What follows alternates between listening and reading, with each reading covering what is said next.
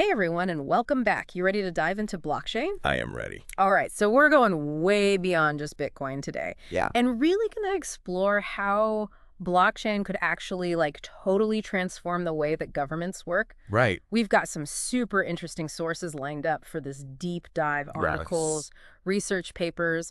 All of them are saying that blockchain could really be the key to more transparency, Yeah. bulletproof security, and just way more streamlined government services. Absolutely. So are you ready to explore this with us? Yeah, I think what's really fascinating about this whole thing is that blockchain can take on those really huge challenges that governments face all the time. Yeah, for sure. Things like, are elections actually fair? Right. Is our data safe? Totally. And even can we trust our government? Yeah, and those are major issues. Huge. Okay, so let's just jump right into elections. Okay. I mean, raise your hand if you haven't felt a little bit of anxiety on election night. Just wondering, is the system really secure? Is my vote going to count? Definitely, it's a big concern. So how does blockchain, help with that? So that's where blockchain swoops in to save the day. Okay. Imagine a system where every single vote is recorded on this digital ledger. Okay. But it's not just any ledger. It's decentralized and encrypted and spread out across a bunch of different computers. Huh. So it's this giant network of information. So no one person can mess with it. Exactly, because it's spread out. No single person or entity can just waltz in and change things. Gotcha. So decentralized and encrypted, can you break those down for me a little bit? Yeah, totally. Yeah. So decentralized basically means that all that juicy information isn't just hanging out in one spot. Oh. It's scattered across this network of computers. So you don't have to worry about one single point of failure. Right. That makes sense. And encrypted. Well, that means all that data is scrambled up. Okay. It's a secret code that only people with the right key can unlock. So it's a super secure digital vault for each vote. Exactly. And there were copies of this vault spread all over the place. Wow, that's serious security. It is. And this idea of immutability is super important here. Immutability. Yeah. It means that once that vote is recorded on the blockchain, it's there for good. Set in stone. Totally. No backdating, no alterations, no funny business. Wow. Okay, that makes sense. But how does this actually work in real life? Can you give me a real example? Sure. So let's say you go and cast your vote electronically. Okay. Your vote using this blockchain system would be encrypted, added to a block, and then this block is linked to the previous block, creating this chain of verified votes. A chain. Yeah. And each block is time-stamped and secured using crazy strong cryptography. So it's not just one block, it's a whole bunch of blocks linked together. That's exactly. It's a digital fortress. Okay, so this makes it pretty much impossible to tamper with. Right. And because this ledger is distributed, anyone can actually download a copy of it. Wow. And double check that the vote count is legit. So everyone can be an election auditor. Pretty much. That's amazing. So with all this security, blockchain could really make people trust elections again. Exactly. By making the whole thing transparent and tamper-proof, it just eliminates the chance of fraud and manipulation. Right. And when people see that they can trust the system, they'll actually vote. Yeah, and be more confident in the outcome. Okay, I'm starting to see how this could really change things, but what about privacy? If everything is out in the open, how can we be sure that my vote stays secret? Yeah, that's a really important question. We can't forget about privacy. While the overall vote count is transparent, the system is designed to keep individual voter identities totally confidential. So how does that work? Think of it like a traditional ballot box. Everyone can see the box and knows votes are going in, but no one can tell who cast which vote. Yeah, that makes sense. Blockchain systems use some pretty complex cryptographic techniques to separate your identity from your vote. So it's like magic? Kinda. So you can check that your vote was counted, but no one knows how you voted. Exactly. You get both transparency and privacy. Wow. It's like having your cake and eating it too. Exactly. Now let's talk about something else that blockchain could revolutionize. What's that? Digital identity. Oh, yeah. Let's be honest, no one loves dealing with multiple usernames and passwords and all those physical documents. That's a nightmare. It is a complete nightmare, but with blockchain, imagine having one secure digital ID that you control. One ID for everything. Yeah, that you could use to access every single government service. Right. No more digging through your wallet for your driver's license or social security card. Exactly. You could renew your passport, get your healthcare records, even vote, all with this one digital ID. That sounds amazing, but how does it actually work? Is it like a digital version of my physical ID? It's more than just a copy. It's like this super secure and tamper-proof record of your identity that's stored on the blockchain. And this record would have all the important info. But you would be in total control of who sees it. So it's like my own personal digital vault for my identity. Yeah, and you hold the keys. I like that. And because it's on the blockchain, it's safe from hackers. Exactly. You wouldn't have to worry about losing your ID or someone stealing your information. It sounds like a huge relief. Mm. But what about privacy? Would all my personal information be out there for anyone to see? No, not at all. Privacy is a top priority with blockchain-based identity systems. You get to decide exactly what information to share and with whom. So like if I just needed to prove my age, I could just share that and not my whole birthday. Exactly. You're in control. Yeah. And because the system is decentralized, there's no like big brother holding all your data in one place. Okay, so that takes care of my data breach worries. But wouldn't setting up a system like this be insanely complex? Yeah, it's definitely a big project, but the payoff could be huge. And some countries are already running pilot programs. Really? To test out blockchain-based identity systems. So it's not just a futuristic fantasy. Nope. It's happening. And as the technology gets better and more governments realize how powerful it is, we could see this becoming the norm pretty soon. That's exciting news. Okay, let's switch gears a bit. Okay. Another big thing that our sources keep bringing up is transparency in government spending. A hot topic. It is, and for good reason. Yeah. People want to know where their tax dollars are going and if they're actually being used well. Right. So how can blockchain help with that? Well, imagine a public ledger where every single government transaction is recorded and time-stamped, so anyone can verify it. Wow. That means citizens could track spending in real time and actually see where their money's going. So no more digging through like a million-page budget report. Exactly. You can see exactly how much is going to education, healthcare infrastructure. It would all be laid out super clear. Yep. That sounds like a dream come true. Yeah. But wouldn't putting a system like that in place be a total logistical nightmare? It would definitely take a lot of work and coordination. Governments would need to figure out how to record and verify all those transactions securely. Yeah. But the good news is the technology already exists, and the potential benefits are definitely worth exploring. So this could be a really powerful tool to hold governments accountable and build trust with the public. When people can see where their money is going, they're more likely to trust the government. Wow. This is a lot to take in. It is. We've talked about voting, digital identity, and transparent spending, and I feel like we've only just scratched the surface of what blockchain can do for governments. Oh yeah, there's so much more to explore. Like what? Blockchain could streamline property registration, improve supply chain management, and so much more. Oh. It's all about making government more efficient, secure, and accountable. I'm totally hooked now. This is like opening up a whole new world. I know, right? Yeah, right? And in the next part of our deep dive, we're going to look at some real-world examples of how blockchain is being used. Oh. And we'll talk about the challenges and the amazing opportunities that lie ahead. I can't wait. Don't go anywhere, folks, because this is about to get even more interesting.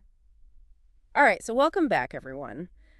Up to this point, we've been talking about like the potential of blockchain in government. The what ifs. Yeah, but like, is any of this stuff actually happening? Oh, it's totally happening. Really? Blockchain isn't just some futuristic idea anymore. There are tons of countries that are already using it in their governments. Okay, so give me some examples, like who's actually making this work? We'll take Estonia, for example. They've been using blockchain for like over 10 years now. 10 years? Yeah, to protect all sorts of citizen data, like healthcare records and property titles. Estonia, that's so cool. What made them like the blockchain pioneers? Well, they've always been really forward-thinking when it comes to digital government. They saw the potential of blockchain early on to like beef up security and make everything more efficient. So they were ahead of the curve. Totally. And their system, it's called X-Road. Yeah, it lets all these different government databases share information securely. So it's super easy for citizens to access services, and it cuts down on the risk of fraud big time. That sounds like a win-win. It is. But how does blockchain actually make this data sharing more secure? Yeah, I'm curious about that too. Remember when we talked about that distributed ledger thing? Well, in Estonia's system, each government agency has its own little node on the blockchain network. Okay. So when they share data, it gets recorded on the ledger. Yeah. And that makes it basically tamper-proof. So no more like separate islands of information. Exactly. Everything's connected and it's all secure. And even if one part of the system crashes, the whole thing keeps running. Right, because the ledger is spread out. There's no single point of failure. That's really smart. Okay, so Estonia is leading the way. Any other cool examples? Oh yeah, tons. Dubai, for instance. They're aiming to be the first blockchain-powered government in the world by 2025. Wow, Dubai, that's ambitious. Yeah. What are they doing? They're using blockchain for pretty much everything. Visa applications, business registrations, real estate deals, even law enforcement. So they're not messing around. Nope. They see blockchain as a way to boost their economy and become a global innovation hub. It's all about creating a super efficient and transparent government that works for everyone.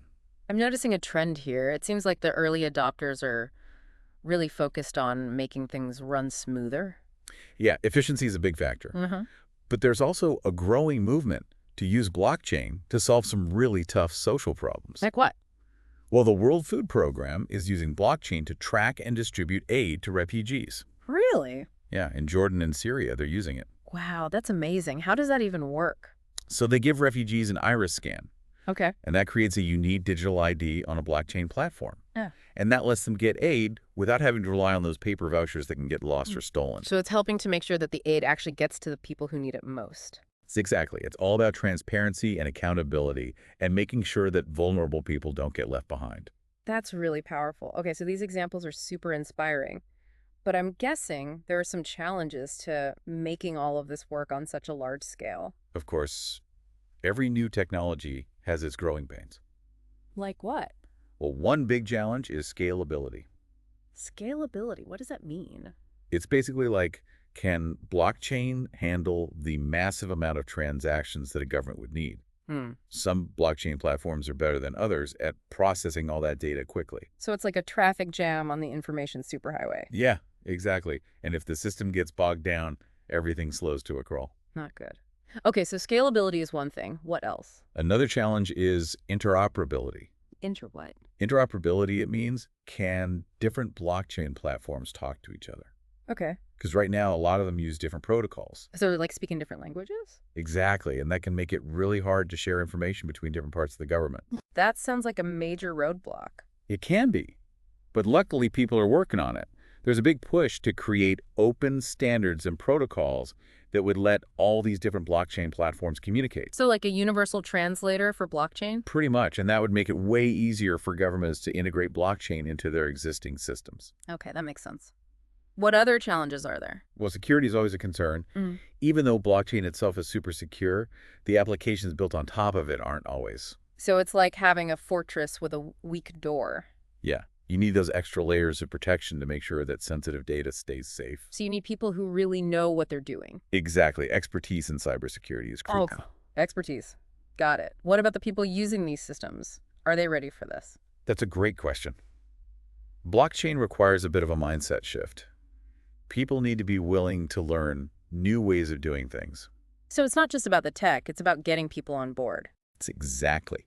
Governments need to educate their citizens about the benefits of blockchain and address any concerns they might have about privacy, security, or just how complicated it seems. That's a lot of work. It is, but it's worth it because as more people experience the benefits of blockchain firsthand, they'll be more likely to embrace it. Okay, so implementing blockchain in government is clearly a pretty complex undertaking. It is. There are definitely challenges. But it sounds like the potential rewards are huge. I think so, too.